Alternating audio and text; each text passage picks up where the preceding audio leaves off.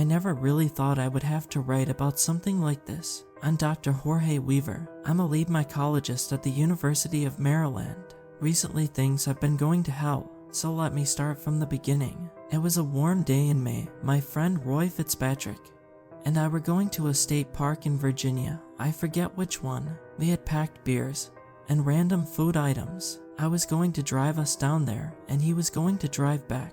When we arrived, it was mid-afternoon, and we started to set up our tents. I've always been terrible at it, so Roy had to help me. I was good at lighting fires, only because I had brought a lighter. I lit a fire and got out our food. I had brought some chips and hot dogs, and Roy brought something, I can't remember, maybe some food. We sat around the campfire and reminisced about our life, and if we were proud of who we had become. I enjoyed my life. I lived alone except for pets, and I have a well-paying job that I genuinely liked. Roy worked as a biologist on the same campus that I did. We met at a bar a few blocks away. We have been friends for about 12 years. I never thought life would change so suddenly. We sat around for a while longer before we both crashed. They were planning to hike tomorrow once we were coherent after all of the alcohol. When I woke up, it hit me like a truck.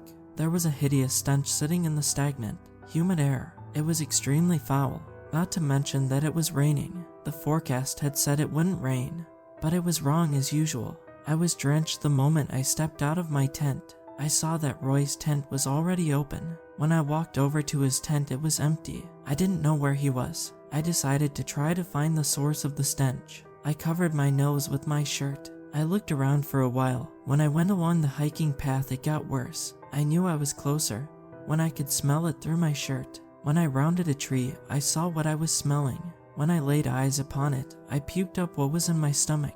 Before me on the ground was a body that appeared to be in an advanced state of decomposition. It had a plethora of toadstools and molds growing out of it. This was jarring because I should have been able to smell it the night before. I looked closer and realized that the body was, as far as I could tell, Roy. I wanted to run away. I wanted to run to the car and speed away, but I had to call the police. When the police arrived, they questioned me. Obviously, I was the main suspect. They told me I could leave, but they seemed apprehensive to do so.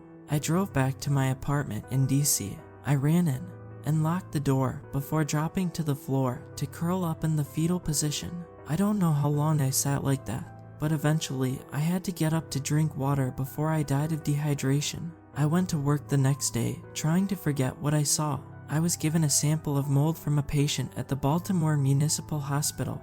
A man that handed it to me also informed me that it was growing in his lungs and heart. I wasn't thrilled to see this because my friend had just succumbed to some sort of fungal infection. I placed the mold under my microscope and observed it. The mold seemed to be moving on its own, very subtle movements. It would take someone observant to notice. It was moving towards me as best as possible while being trapped between two pieces of glass. I removed the top piece. Its fungal strands began growing toward me. I placed the glass back on. I had never seen mold like this. The patient that they had gotten this mold from had died before the ambulance reached the hospital.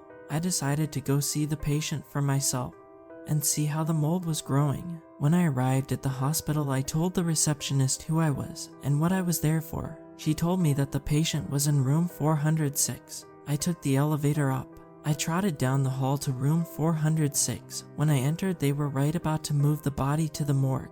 The orderlies asked who I was and why I was there. I told them that I worked down at the University of Maryland and that I was a lead mycologist. I informed them of the nature of my visit to observe the body and its atypical mold. They let me see the body. The state of the body was extremely poor. It was decaying, and mold was overtaking many parts of it. Although mold grows on dead and living subjects, never at the rate that was recorded. Generally, people who inhale spores can be treated and released. Perhaps this was a form of hyper-fatal mycotoxin. It was possible, but certainly uncommon. I took a sample of the mold and put it in a small container. When I detached the strands of mold, they began growing towards me, exactly like the last sample I was given. I looked once again. One thing I noticed was that there were very small toadstools growing out of the patient's eyes. This was too much for me to bear, so I thanked the orderlies and quickly left. I thought I could forget about what happened yesterday, but I guess working so close to fungus doesn't help. I returned to the campus and went to my lab. I was perplexed at the nature of this mold. I continued to observe this mold. After doing so for a while, I decided to test it out on something living besides me. I retrieved a ladybug from outside and dropped it and a strand of mold in a container. The mold grew towards the ladybug. The frightened insect realized this and tried to get away, but there wasn't much room. When the strand reached the ladybug, it pierced the ladybug's exoskeleton, and it stopped moving. As it sat there motionless, presumed dead, I saw very minute strands of mold emerging from beneath the exoskeleton. The mold stopped growing after encompassing the entire insect. Reluctantly, I captured another insect from outside, this time a wasp. Wanting to prove what I had found, I grabbed a camera. I set it up pointing at the container the wasp was in. I put the wasp in the same container that the dead ladybug was in. The strands of mold, like I suspected, began growing towards the wasp. The same results occurred once again. The wasp had been overtaken by mold. I placed a sample of mold under the microscope once again, this time to see if spores were indeed present on the mycelium. They were. This worried me greatly because now many people had been in contact with this mold, including me. Unfortunately, I wasn't able to find out where the patient that had been killed by this mold was from because hospitals don't just hand out information. I stashed the mold samples in my work safe just to make sure no one touches them. I returned home and reflected on the past 2 days. As far as I could tell, the mold was present in at least 2 states, maybe DC, but I had no proof. I decided to look into more cases like this if there were any. I was trying to see how widespread this was. I tried looking it up, but the only case was the one that was at the hospital in Baltimore, as well as Roy. Both were only on local news websites. I guess no one really thought much of it. Any type of fungus with the capability to spread like this could become an international disaster. It was also confusing because it spread extremely quickly in the insects, but I wasn't sure how long it took to spread in Roy or the patient. The next morning when I arrived in my lab, I was informed of 3 more cases of the mold, all occurring in the orderlies that had helped transport the body to the morgue. They were all currently in the hospital in critical condition. A few minutes later, a man in a black suit arrived. He was looking for mycologists. I obviously was trying to get an inside look at the patients and their conditions. I told the man my position, and he seemed to think that was good enough, so he took me back to his car. I entered and sat down in the front passenger seat. Along the way, the man explained to me that he was working for the hospital and was sent to get someone that was good with fungus. He informed me of what was happening to the victims of this mold. When we arrived at the hospital, we rushed to the isolation ward. I was given a hazmat suit to wear. I was glad that in my previous 2 encounters with this mold, I had been spared the fate. We arrived in the room with the 3 patients. They were all being tended to by hospital staff in hazmat suits. All of them looked like they were on the verge of death. By just looking, you could barely tell that they were alive. I approached one of the nurses. I asked what sort of medication, if any, they were being given. I was told they were on the heaviest antifungal medications the hospital had. It didn't seem to be working. The staff asked me what I knew about the fungus. I told them as much as I knew. They were grateful that I had any info at all. While we were all standing there, one of the patients audibly died. He violently coughed and sagged. When he did cough, a large cloud of spores erupted from his mouth. The staff and I rushed over to see what he looked like. Like the body I saw yesterday, mold was overtaking his skin. Toadstools poked out of his skin as well. Exactly what had happened to the last 2 people who had succumbed to the mold. This was an infection that needed to be treated with great care. If these spores were released into the air, the damage would be catastrophic. I told the hospital staff here that they needed to treat this situation as if it would end the world. A woman in a hazmat suit stepped up to me. She had dark blonde hair and a scowling face. She looked to be about in her mid-50s. She introduced herself as Dr. Catherine Breckenridge. She was the hospital's Disaster Response Director, or DRD. Her main job was to prevent the spread of extremely deadly or contagious diseases. She asked me how fast something like this could spread. I explained that when the spores are released, if they are carried by the wind, they can travel as far as the wind goes, theoretically to the other side of the world.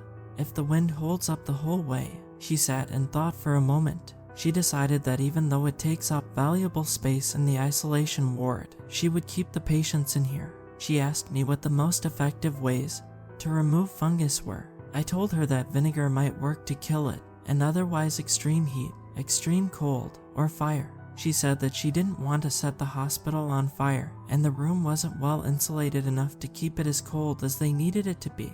Vinegar probably wouldn't eliminate the threat entirely. I informed her that bleach might work as well. She thought for a moment before departing the room. I looked at the other patients, which according to the heart rate monitor, were still somehow alive. They looked as if they were in hell. I could see the mold spreading under their skin slowly. One of them started flatlining. The other staff in the room made no movements, perhaps thinking that there was no way to stop what was happening. I saw the mold under her skin had reached her skull, so I assume it grew into her brain. Catherine returned with flame retardant suits and wall coverings. She told us that we were going to scorch the room until I was sure that the mold was dead. They had the other staff take the patients who had deceased off of their beds and to lay them out on the flame retardant wall covering which she had placed on the ground. The bodies were placed on the mats, and Catherine had us all step out and put on our new suits. When we came back, she asked us if we were ready. She had also brought a fire extinguisher just in case the fire got out of control. She set the bodies on fire, and we all watched as the mold that was visible shrank into nothing. As the fire laid waste to the bodies, we could hear crackling as the skin was melting and splitting. Catherine waited a good 20 minutes before she put out the fire. When she did, she had the orderlies come in with body bags, and she told me to return to wherever I came from. When I got back to campus, I went immediately to my lab to make sure no one had gotten into my safe and touched the samples. Luckily, no one had. I continued to work for the rest of the day until my shift ended. I went home and fed my pets, after which I continued to try and find any other example of this kind of mold. I could find none. This relieved my fears. Several days passed without much incident. It seemed as if the spread had been limited or non-existent. Then somehow it slipped out of my memory that Roy was outside and a lot of cops had been around him. Although, to my knowledge, nothing had come from that, so maybe it was fine. Unfortunately, my previous thoughts about the situation had been wrong. Around a month after the bodies were burnt, I heard on the news that the hospital in Baltimore was under a lockdown. A reporter was in front of the hospital, talking about how several dozen people had fallen ill with a new kind of infection. He said he didn't know what kind as it had not been disclosed. He was talking about how all patients were in critical condition and that all ambulances were being diverted to a nearby hospital. I knew exactly what was going on, but I was powerless. I decided to destroy my sample of the mold as it was too dangerous to exist. I grabbed it out of my safe and headed home. When I arrived home, I tried to think of how I would do this. I decided to start a grease fire on my stove and burn it. I did so knowing how dangerous it was. Fortunately for me, I didn't catch my apartment on fire. I had no idea of what to do. I was assuming that my department would be swamped with requests to help learn about this new mold. The next day at work, several government agents arrived at the lab where I and several others worked. They said they needed whoever the most experienced mycologist was. No one said anything, so, trying to figure out what was happening, I said I was. This was a mistake, but I wouldn't realize this for a while. They told me to come with them. Once I was inside their fancy car, they made me sign a non-disclosure agreement that if violated could get me prosecuted. I was driven to the hospital and taken inside. The place was as empty as ever. They led me down the hall into a room with a dying patient. They showed me this and told me about what was happening. I was already aware, but I sat through their lecture about it. Afterwards, I told them that I had already been dealing with this, so I told them that what I did to get rid of it was to burn the bodies. The 3 agents that had taken me started to contemplate. After a few minutes, they told me that they needed me to help develop a cure. I was taken aback. I stupidly agreed and was then taken from the room I was in to a different room of the hospital. Catherine was present in this room, which looked like a staff room. Catherine asked if I had been recruited. I nodded. She sighed and looked hopeless. The agents told me to wait until a CDC operative arrived to discuss the plans of containment. I waited for a good hour before the door opened again. Catherine said nothing the entire time, and I didn't know what to say. When the door opened, a man in a hazmat suit entered the room. He was 6'3", bald, and around 40 years old. He introduced himself as a CDC emergency disease operative. He was here to gather samples and any information he could before taking us to Georgia to be present at the CDC HQ. Worried about my pets, I asked if I could take them with me. He said yes, and that all of that would be covered before I left. I followed him to the ICU, where he began to observe the patients who were, like usual, on the verge of death. He broke off a toadstool and placed it in a vial. He then took some spores the patient was exhaling. He watched the patient for 13 more minutes before they died. Hospital staff came in and took the body away. I'm confident that they were going to burn it. The CDC operative led Catherine and I back to the staff room, where he presented us with a clipboard with what looked like 30 pages attached. He told us that to go with him, we would need to read the form and write out our information. I read the entire thing. The gist of it was that I would not be allowed to speak of anything I have seen. I will get paid and be given proper housing in the CDC HQ. I would not be allowed to leave until authorized by a CDC admin, and that by signing I acknowledge and agree to the contents. In the form, it mentioned that my belongings and pets would be gathered by CDC operatives. I sat and thought for a good long while on this. I would be paid and given housing. I would also be allowed to take my pets. The part I was struggling with was not being able to leave until allowed. Catherine had already signed it by this point. My pets were all that mattered to me. I signed. It asked for my address, phone number, full legal name, date of birth, social security number, and any medical conditions that I had. After filling out the form, I handed it back to the CDC operative standing over me. He took it and told us to follow him. I stood up and followed after Catherine. They walked out of the hospital and into a car with the CDC logo on the door. He opened the door for us and we both sat down inside. He got in the front passenger seat and said something to the driver that I couldn't quite make out. The car began to drive and I was sweating and nervous. I had no idea how much damage this fungus could do or how long I would be stuck at the CDC HQ. I was hoping that the CDC had a plan to deal with this. I was wondering if they had already informed the World Health Organization yet. I figured that they would have had to at this point. The car drove to the airport in Baltimore, where we were told to get out. They walked into the airport and, like usual, went through security screening. After that, we were taken to Gate 6, where 2 other people were waiting. The plane connected to this gate looked like a private one, so I wondered who these other 2 people were. I took a seat and continued being nervous. Catherine looked calm and collected. She seemed to notice that I was nervous and tried to reassure me that everything would be fine. I wanted to believe her. I wanted to believe her so bad that I think I almost did. After a few minutes, we were able to board the plane, which was fairly small and had couches and a TV. I had never been on a plane like this before. Usually all I can afford is a coach ticket. I sat down on one of the couches as Catherine, the CDC operative, and the 2 other people boarded. Catherine sat in a chair in the back, and the 3 others sat on the remaining couch. The TV was on a national news channel, but it was muted. The CDC operative finally introduced himself to me as Richard Hayes. He also told me where some chips and sodas were. I was too nervous to eat. I stared at the TV as I felt the plane begin to move. I was told the flight would be about an hour and 30 minutes. I was on edge the entire time. The news never mentioned anything about it, which I was glad about, meaning that it wasn't too bad yet. I wondered if everyone who was infected at the hospital was already dead. If so, I knew that they were going to be burned. I hoped that this proved effective, although I don't know how many spores were floating around in the hospital. Catherine did nothing the whole time. As for Richard and the other 2, they talked for the whole flight, although it was muffled so I couldn't tell what they were saying. They gestured at me a few times, so I assumed they were talking about me at one point. I felt the plane land, and my stomach sank again. This time I wondered what I would be told at the CDC HQ.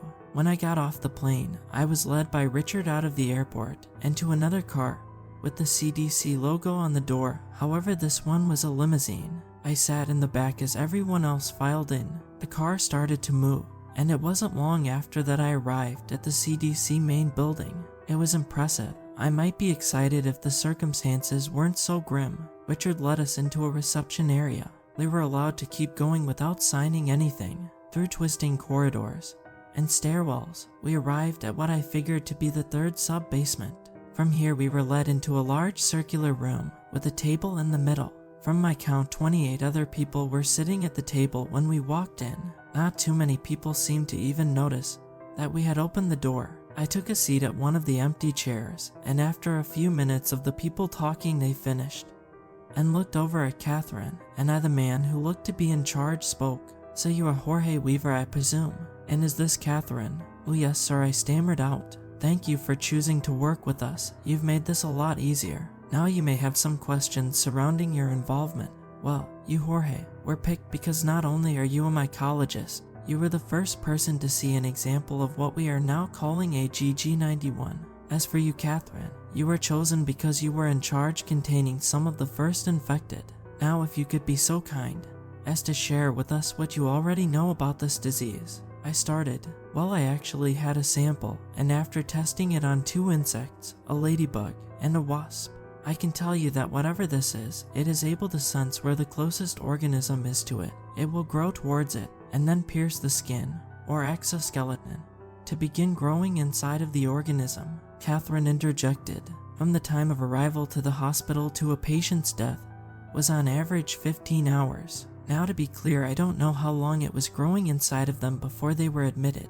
When they were admitted, the usual complaint was that they had a hard time breathing, and they had either tachycardia or arrhythmia. So going based off of that, it had already made its way out of their lungs and into their heart, and this means that every single one of the patients that was admitted had inhaled spores, meaning that spores are in the air above and around Maryland and Virginia." There was silence in the room for a good few seconds before several people left. The man who had addressed us told us to follow him. He led us to a computer room with a large screen at the front of the room with a world map on it. I watched as the map zoomed in on the eastern United States. He asked me to tell them where exactly I was when I first saw a GG91.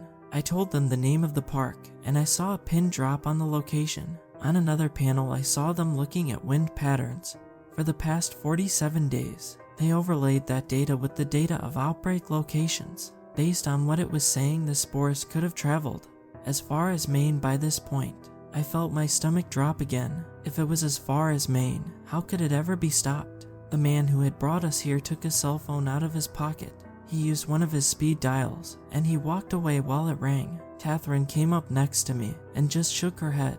What the hell did I get myself into? I was only a few years away from retiring. I looked over at her, wondering how she was staying so calm. Maybe she just didn't care, or maybe she had just seen so much that nothing affected her anymore. "What about you? Why did you do this?" Her question startled me out of my thinking.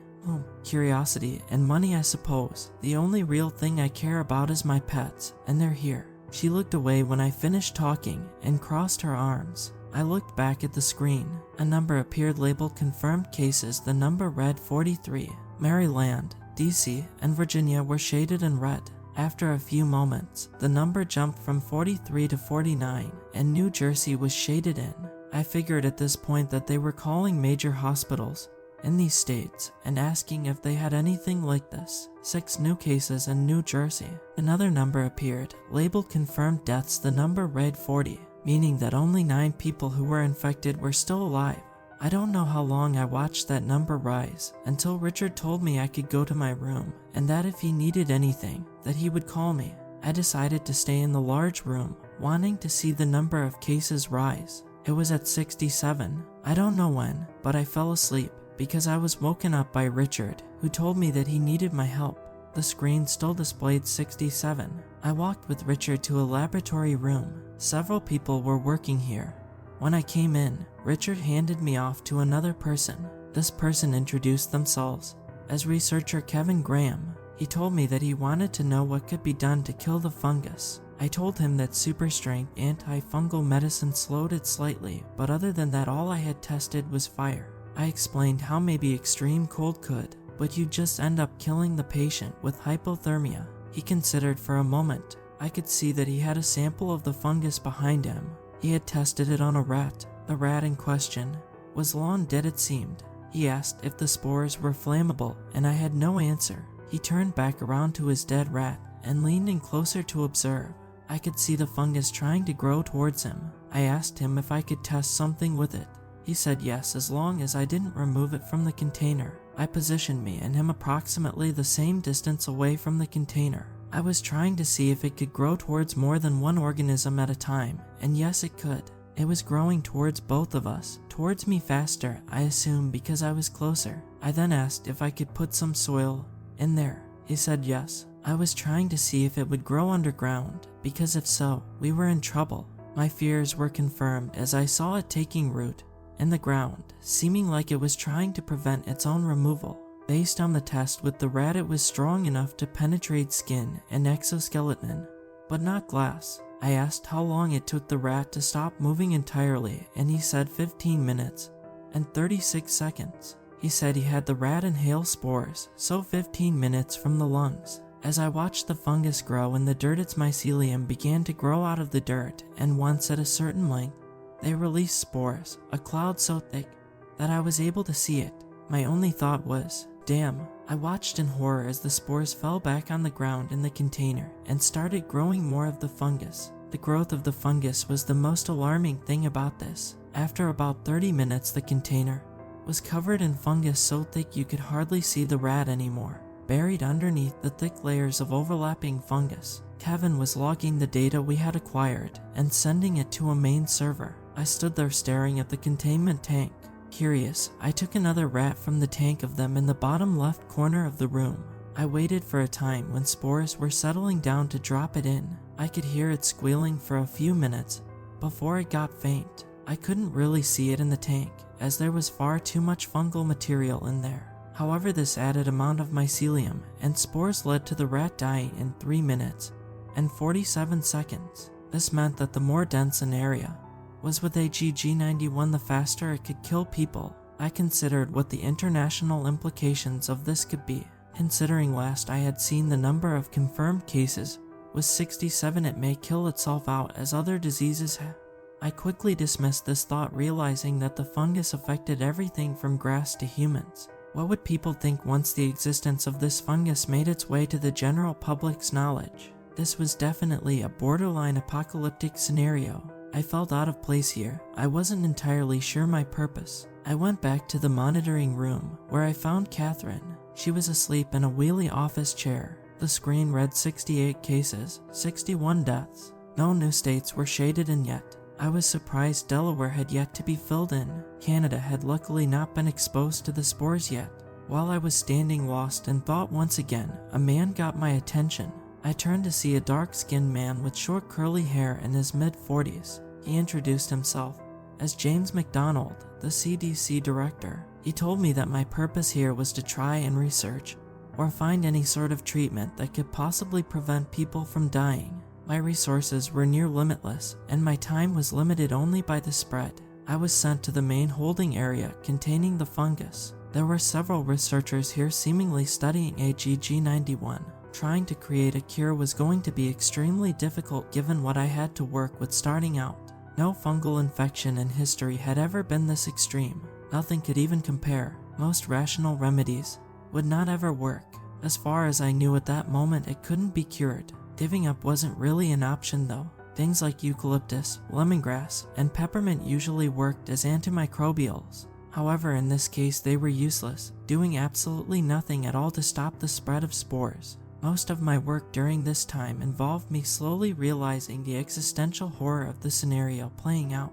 However, I did make some strides in creating a cure. In the first month, I figured out that the fungus reacted violently with other fungi, often to a point of killing off AGG91. The problem was, a massive quantity of any given fungus in relation to AGG91 was required. This only worked on the fungus proper, and attempts to stop spores had been unsuccessful. There were fungi non-fatal to humans, however, like I mentioned earlier, you required such a massive quantity as to make it non-viable. Another thing I quickly figured out was that the spores were in fact highly flammable. The temperature at which they would burn was 160 degrees Fahrenheit, or 71.1 Celsius. Humans certainly couldn't survive long enough in this temperature to have all of the fungus cooked out of them. After a month, the cases had risen to 109. The CDC was requiring all hospitals to report any case of it to them directly. I couldn't figure out why the case number was still so low. By this point, Delaware, Connecticut, and Massachusetts were shaded red. The fungus seemed to have a hard time spreading in major urban centers. For a couple days, New York City had infected cases, but they all died out, and no more had been reported. The next thing I tried was having the fungus infect a host that was infected with a bacterial or viral infection already. In most cases regarding the bacterial infections, the fungus would ignore it. However, with very certain bacteria, the fungus was slowed significantly. I reported these findings. In almost all cases with viral infections, the fungus was not affected. However, I did discover one virus that kills the fungal presence in a host. The virus wasn't one that would cause any symptoms for humans. For once in this mess, I finally thought there was a bright light, any sort of hope. The virus in question was rather hard to obtain samples of, as it generally dwelled on oceanic creatures. I needed to test it on a human who was already infected. So with a sample in hand, I was flown to Baltimore once again. Once permitted into the hospital, I was led to the ICU where a couple of patients were being held. I gave it to one who was in the early stages of infection. I injected the virus into his arm and hoped. As I was leaving earlier, the researchers said they would try and figure out why it stopped the fungi and if any viruses related to it had the same effect. To my knowledge, most microviruses didn't actually harm the fungi, rather it would keep its host unburdened because they exist solely on fungi. This one was a rather interesting exception, as it would also affect saltwater creatures. Its provisional name was MCV91. I had decided to use said microvirus because I figured out that the fungi spores would be rendered inert in salt water. As for the fungus itself, it significantly slows growth in soil recently saturated with salt water. This was a non-solution, however, because injecting someone with salt water wasn't viable. The fungus growing inside of the patient hadn't yet reached a stage in which it would have been visible growing under their skin. I told the doctors to report to me anything that happened with the patient. After around a week of silence, I was given the news that the patient had survived. He had to have the dead fungi removed, but he survived. This, of course, was all covered up by the government to prevent mass panic. Once the cases had been dropped to zero, to prevent the spread on land, massive wildfires were started along the east coast, as well as the spores in the air being set ablaze once the immensely hot smoke surrounded them. It's been 3 years since then, and no new cases have been reported. All I wonder now is what would have happened if I hadn't taken a shot in the dark with that virus.